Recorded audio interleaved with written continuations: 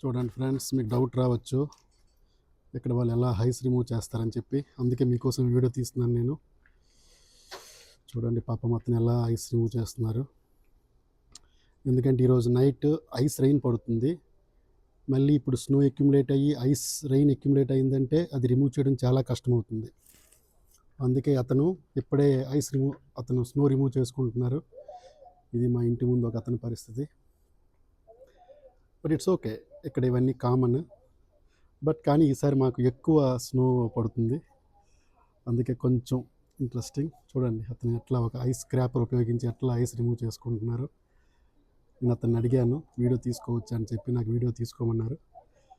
So thanks to him. చూడవచ్చు, it's very difficult.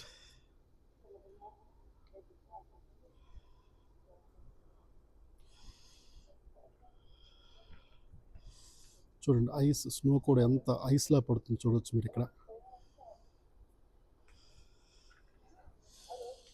ఇది మా కమ్యూనిటీ ముందు కార్ల పరిస్థితి. Thank you friends, stay tune. Anil మూలా.